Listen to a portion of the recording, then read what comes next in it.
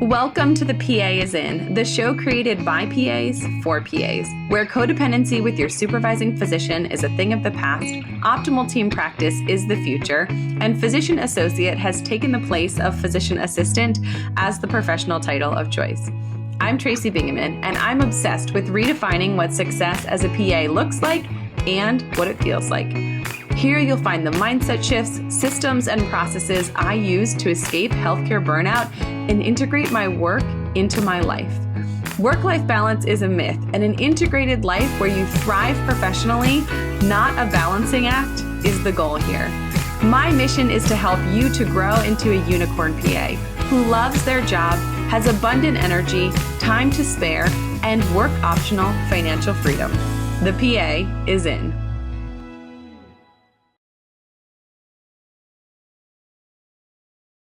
Sarah, welcome back for our 10th and final episode of Back to Basics, where we're unpacking some personal finance questions. Thank you so much for being here.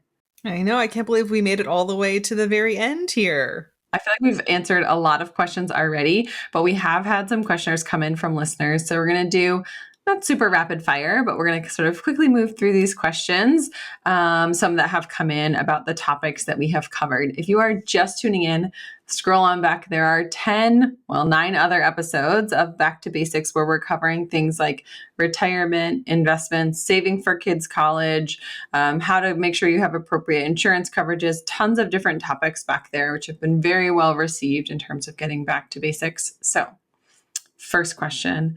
Someone wrote in, I'm changing jobs. What do I do with my old 401k as I'm making this change from one job to another? Yeah, this was a really common question. I think a lot of people sent this one in.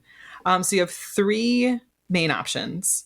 Number 1, you can leave your old 401k where it is. You can just leave it there. A couple of things to think about if you're going to leave it there. Number 1, are you happy with the investments that you have there? Do you like them? If so, leave them there. If you don't like it, okay, we don't need to keep it. But number 2, are your fees going to change at all because you no longer work there? Sometimes there's no change. Sometimes when you sever ties with your employer, yes, you could leave your 401k where it is under that old employer, but your fees are going to be higher now because you no longer work there. So, and again, maybe, the fees only go up a little bit and you just love these investments. So you still decide to keep it there, but make sure you're making an informed decision if there's any of those changes. So you could leave it. Another thing that you could do, which is pretty popular because everything stays condensed, is you can roll your old 401k into your new 401k with your new employer. And again, this is 401k, 403b, all the same. If you're going to do this, I would call the new 401k firm and say, hey, I'm a new employee. I would like to move my old 401k from this old place with you guys, and they'll go through step-by-step instructions. So you're doing it the right way. You're not going to cash out the old 401k and then incur a bunch of taxes. So kind of follow their instructions, have them initiate things so it rolls over. It's a smooth transfer. And then everything is right there in your new 401k. Another option that you have is to roll your 401k into an IRA. This can be a good option if you want complete control over it, because you open your own IRA with whatever firm you want it under. We always recommend Fidelity, Schwab, Vanguard are great options. And you can choose whatever you want to invest it in. You have 100% control. Now, because it's a 401k, that is a pre-tax, or 403b, it's all pre-tax money. It has not been taxed yet. So if you're going to roll it to an IRA, it has to be a traditional IRA because that's under the same tax structures. So just keep that in mind. But that can be your other option. So those are the 3 main ones. Leave it where it is, roll it with your new employer's 401k, or roll it into your own IRA. It's important to note it's a rollover. It's not a cash out. We do not want them to send you a check because that's going to generate taxes. We are not tax professionals, but we do know that. My personal preference, I don't like having money all over the place. I like having lots of money in one place. So I would rather roll it into an IRA that I have either an existing account or in a different account with the same management firm. That way it's in one place and I'm not some at Vanguard from my old, some Fidelity from my new, some at this place with my, separate IRA.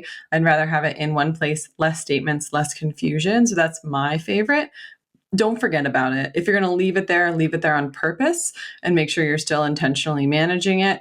And if you decide to leave it and then 2 years later you look up and you decide you want to roll it over, it's not gone. You just roll it then. It's not a one-time opportunity for you to roll it out of there. Mm-hmm. All right. Someone said, hey, I missed it. What's the 4% rule again? So the 4% is how much you can safely withdraw from your investments, from your savings during your retirement in order to not run out of money. So from a financial independence perspective, once you've reached this amount, whatever your amount is, you don't need to work for money ever again. You can work because you just love your job or whatever it is that you do. So if we're looking at math, the inverse of 4%, so if you're withdrawing 4% of your assets, the inverse of that is to look at 25 times. So in order to figure out what is this number, what is this magical number we're all trying to reach, look at your expenses throughout the whole year. So not just kind of the regular bills you pay every month, but sometimes there's something you may only pay once a year or twice a year, kind of some taxes that you're only paying a couple times. So look over the course of the whole entire year, how much money did you spend? Multiply that number by 25, and that's your number. That's your financial independence number. And so if you spend $100,000 a year, 100,000 times 25 is $2.5 million. So once you have $2.5 million in all of your assets, your different retirement accounts, your different investment accounts, your savings accounts, your cash, your checking account, once you hit 2.5 million, you are financially independent. You can draw 4% of that. 4% of 2.5 is 100,000, and it's inflation adjusted throughout, the rest of your life. And you will ideally, theoretically, not run out of money. I want everyone to think about that for their current life stage and expenses, but also if you are in a season where you have a kid in college that you're cash flowing, a kid in daycare where you have, student loans that you're paying off and you're counting those as expenses, fine to calculate that number for your current stage, current expenses, the things that you would need to, but also think about, okay, 10 years from now, 20 years from now, we won't have kids in daycare. Everyone will be out of college. Loans will be paid off. So you can make an adjustment and say, okay, I'm expecting our expenses to be in today's dollars this much at that point, and then do this again. Because if you're in one of those seasons, especially if you're in a season where I was, where it's like student loans exist, daycare exists, people are going to college like all at once, you're like, holy cow, like that fire number is incredibly high. But it's incredibly high for your current season and your current expenses, not necessarily true for down the road. So think about that as you're doing that math. Don't let that freak you out. Yes. Yeah. Your number can change over time. Absolutely. What retirement plans do I have access to as a 1099 employee? If someone is not a W-2, if they're on a 1099, how can they invest for retirement? Mm-hmm. Yeah, this is a great question. I think a lot more people are becoming 1099 employees, whether you're working for some kind of healthcare system or you're starting your own small business of some kind. And so if you're a 1099, you have an IRA. You can do a traditional or Roth IRA that we've talked about. You can open a SEP IRA. That's just for 1099 employees, or a solo 401k. And so as a solo 401k, you are both the employee and the employer. So you can contribute from both sides of the coin that way. But very basic. And for the point of this basics episodes, IRAs, SEP IRA, solo 401k are the biggest ones for 1099 employees. Yeah. So if you're a 1099, just because there's not an employer fostered plan, which is what that 401k, that 403b tends to be, with like a match and like this, here's how we save for retirement. Don't opt out of saving for retirement. You may have to do a little bit more legwork in terms of getting it set up, making sure that account is open, it's set up in a way that's legal, tax friendly, whatever you need to do, but don't not save for retirement just because you're not a full-time employee and it's not being fostered to you by your employer. Yes, absolutely. Someone asks, what's this I hear about converting a 529 to a Roth IRA? And for those who maybe didn't listen to the college planning episode, 529 is a specific type of account that you can save and the growth is tax-free for college. So talk to us about 529 to Roth IRA conversion. This is something new for 2025. And so because it is so brand new and no one can actually even technically do it yet, We'll see over the next several years how this actually plays out. There's a lot of nuances and some other questions of how does this work. So I think over the next several years, we'll kind of get some more answers of as it's actually coming into play. But one of the concerns, and we talked about this in the 529 episode, is people are concerned of over contributing to a 529. Let's say all my kids are not out of college, but I still have money left over in the 529. What do I do with that? And we talked about in that episode of you could change the beneficiary, save it for grandchildren, use it for yourself, just withdraw the money. There's options. But a new option now is you can convert it to a Roth IRA. So there's a max. You can only convert up to $35,000 from a 529 to a Roth IRA. It's tax and penalty free. And it will count as your IRA contribution for that year. So currently the IRA contributions are $7,000 per year. So, if you're converting $7,000 from the 529 to the Roth IRA and doing it for your child, if they're still the beneficiary, you can still have it be into their Roth IRA. Then, your child can also contribute $7,000 from working this year to that Roth IRA. No, it's $7,000 total.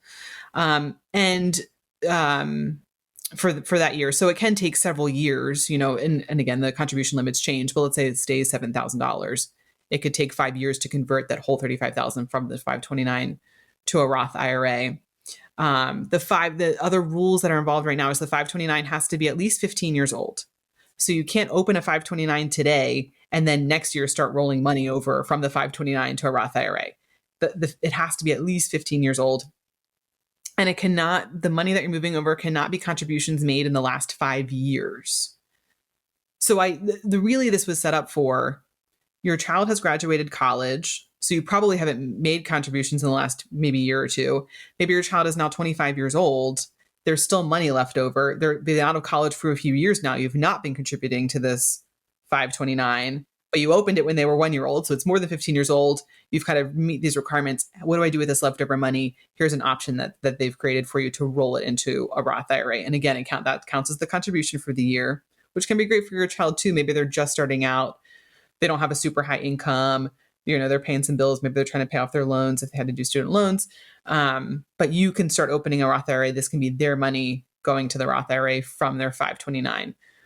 Questions that I've heard arise already are, what if the beneficiary changes? Can I change the beneficiary after the fact? What if I had one big 529 and I kind of changed it for each child because the kids were spaced apart? How does that work? These are questions that we don't really have great answers to right now. So we'll see as the next couple years go on. So along those lines, someone had asked, I heard I can open a Roth IRA for my baby to make him a millionaire by the time he's in his 20s. Is this true? And how does it work? I think that the short answer is sort of. I think this can be an overinflated way that people walk away from some of the TikTok influencers describing how you can create second generation wealth. Yes, technically you can open a Roth IRA for your children, but in order to contribute to a Roth IRA, you have to be making money. You have to have an income. So if you have a literal baby, you have a 6-month-old baby, you probably can't open a Roth IRA for them. They have to have an earned income. They have to have worked, like they have to be like a baby model or something. Ideally, they're submitting a W-4. They're even if they don't make enough money to actually pay taxes, but you're submitting the tax paperwork to the IRS, so it's all above board and very clearly detailed and documented. So if your baby is a child actor or a little baby model and getting a paycheck from someone, then yes, you can contribute. Currently, as of 2025, it's $7,000 per year, or however much they made. Maybe they made $1,000 doing their baby modeling. You can contribute up to $1,000 then. And you can open a Roth IRA, and that money will, like we talked about, it will grow and invest.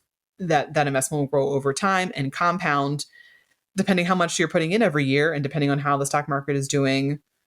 Potentially, he could be a millionaire by the time he's in his 20s, or at least have tens of thousands, if not hundreds of thousands of dollars potentially. But I think it gets very sketchy if you're talking about a baby or a young child, like under 8 years old, under 10 years old. I think you walk a very fine line if you're opening a Roth IRA. Like, you have to be very clear that they're getting a real paycheck from somebody. So I mean, for children, we're talking about modeling and acting. Maybe if you have your own business and they are models for your website and you're putting their pictures out there and you're paying them for it, but you have to actually pay them. You have to, like you would pay any employee in your business, you have to pay them a real paycheck. Take taxes out as appropriate as you would do to any other employee in your business. It has to be very above board. So for children, I think it can be a little sketchy, and the IRS will come after you if you've lied about this or not done it appropriately. So, if your baby is getting, just birthday money from grandma and grandpa, you can put that into a brokerage account if you want versus a CD or high yield savings account or any of those other things. They're 529. But you cannot put that in an IRA for them if it was just birthday money. They didn't have any kind of earned income. But once your child gets to be 11, 12 years old, teenager for sure, and whether it's a job, even if they have a job like, pet sitting, dog walking, babysitting, these are real jobs. I mean, you're not getting like a real paycheck from Susie down the street when you're babysitting her kids, but she's paying you money and you can still document it. You can just make like a Word document of saying babysat on this day for this amount of money. And that will count. If the IRS audits you, that will count as appropriate documentation of when you made money and how much you earned. That still counts. Versus like definitely when you're old enough to work at Chick-fil-A, the grocery store, a real company, and get a real paycheck in that way. Those definitely count. So you can you can contribute to a Roth IRA when it has to be some kind of an earned income. Are you confident you know where your next dollar should go? 403b, 457, HSA, or Roth? There are so many options. Sometimes it can feel overwhelming. A lot of providers aren't sure if their investment mix is optimized, if they're contributing enough to their investment accounts, or if they're paying too much in taxes. Meet Caleb Pepperday, a fee-only financial planner and founder of Advanced Practice Planning, LLC. Caleb helps PAs create a clear plan of action that allows them to fast-track their path to work optional living, all while keeping more of what they earn today. Caleb's process identifies the strategies that make the most sense for each PA situation and provides step-by-step guidance to put them into action. For our listeners, Caleb is offering a free one-on-one consultation where he will provide feedback on the steps you've taken in your own financial situation and if you're on track to achieve your goals. Caleb will also help you determine if your situation warrants needing to work with a financial planner or if you're on track doing it by yourself. Head to advancedpracticeplanning.com/FI to grab your free consultation time slot. These consultations are capped each week to keep turnaround fast. That's advancedpracticeplanning.com/FI. Advanced Practice Planning, LLC is a registered investment advisor in Montana and Pennsylvania. Advisory services are only offered to clients or prospective clients where Advanced Practice Planning, LLC and its representatives are properly registered or exempt from registration. Registration as an investment advisor is not an endorsement of the firm by securities regulators and does not mean the advisor has achieved a specific level of skill or ability. This advertisement is for informational purposes only and does not constitute individualized advice or a guarantee that you will achieve a desired result. All topics discussed in this podcast are the opinion of the podcast host and not of Advanced Practice Planning, LLC or its advisors. When I was a kid, my dad funded Roth IRAs for me based on what I had earned. So I was working at like the very luxurious first ever job at a convenience store. And then at the end of the year, we would file taxes on what I had earned. I was allowed to keep my money.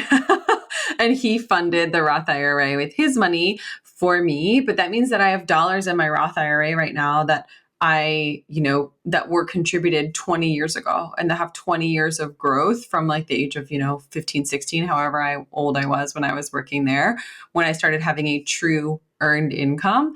And that money is going to be working harder than any money I have ever worked for in my life. That's in terms of compound interest, in terms of that money being invested for the longest amount of time possible. If you can find a way to legally, morally, ethically, above board, without committing tax fraud, fund these things for your kids when they're younger, absolutely, positively, but it does have to be an earned income. We are not tax professionals. See a tax professional if you are trying to do this. If you're running a business, make sure that you're doing it in a way that's legitimate. You cannot pay your kids $20,000 next year for stuffing 4 envelopes on a Tuesday after school. It has to be, reasonable in terms of like market rate and the value of what they're doing. But you absolutely can put them to work, or they can go to work for someone else and start to build that wealth early, for sure. Yeah, because that time in the market, you will never get back. You can never, ever get that back. So even if you're only, and I'm going to say only in quotes, you're only contributing $1,000 a year because you're just, you're working at CVS and you're only making maybe you're not even making $1,000 a year, working like 3 hours a week or whatever it is, after school or on the weekends or something. Still $1,000 a year compounded over 40 years until you're in your 50s, 60s, whenever you retire, maybe earlier.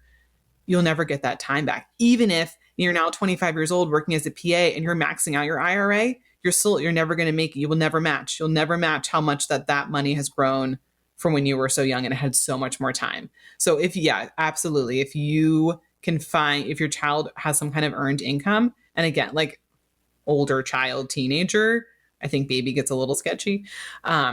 Absolutely open a Roth IRA. And it's a good point that you made, Tracy, about technically the money doesn't have to come from their exact paycheck. The money, it could come from any type of funding. Yes, you as the parent can take money from your own bank account and put it into their Roth IRA, as long as it's as much as they made. If they only made $1,000 working this year, you can't put in $7,000 to the IRA. It can only be however much they made, or the max, whichever is lower. But it can come from your bank account. It can come from your spouse. It can come from any account. It doesn't have to be their actual paycheck money. Last listener question, and then I have one question I'm going to pose for both of us as we wrap up here.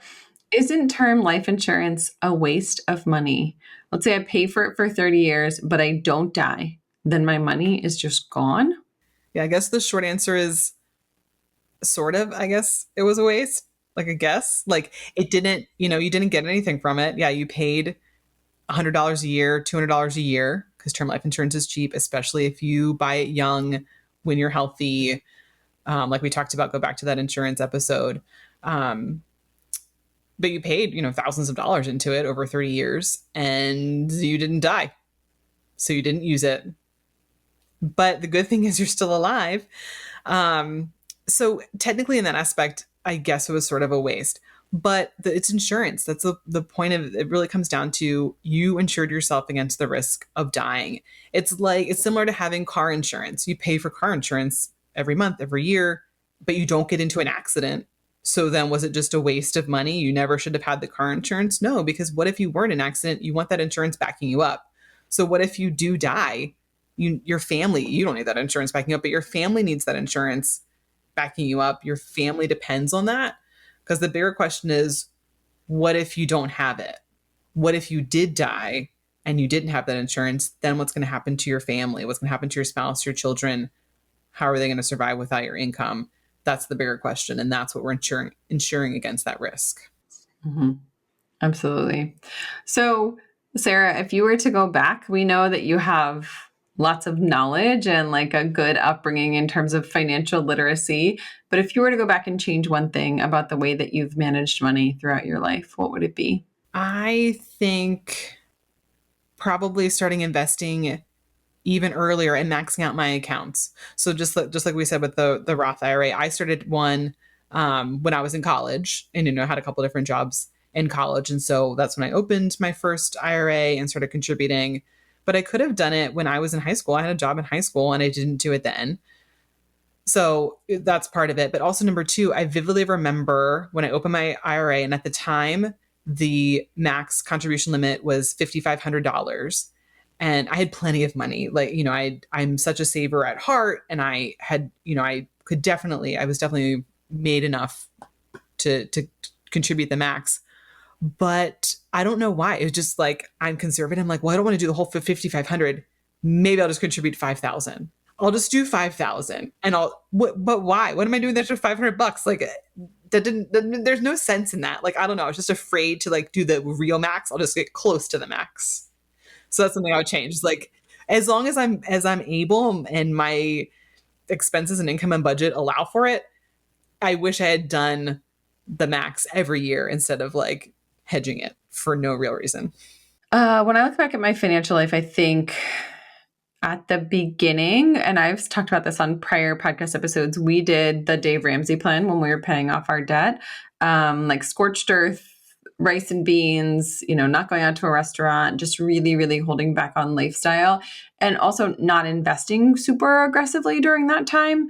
And I think if I were to go back, I would take a more like moderate, less sort of all or nothing view, where it's not like having a credit card is terrible and you automatically end up in debt, but rather like, no, you can spend responsibly in any form as long as you're controlling your lifestyle. And that it was just so extreme that we spent years after that, like debt payoff sort of scarcity mentality, figuring out how to spend and be okay with spending, figuring out how to spend in a way that didn't make us feel like heart palpitations when we invested in something or did something fun for our family. So I think that like scorched earth, like total deprivation, it did work. It was very effective. We got to the finish line. We paid off our mortgage. We did the thing.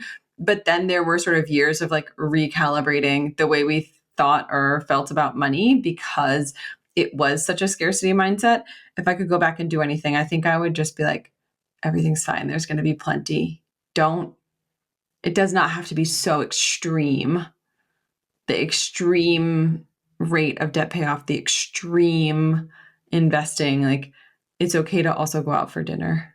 That's a good kind of just like closing reminder to everyone that we've talked about in this whole series and all these 10 episodes of budgeting and saving and investing and, looking at your own retirement, planning for your kids and making sure that they're well off and all of these things. But don't let the pendulum swing too far. I think at the end of the day, spend money on what you value.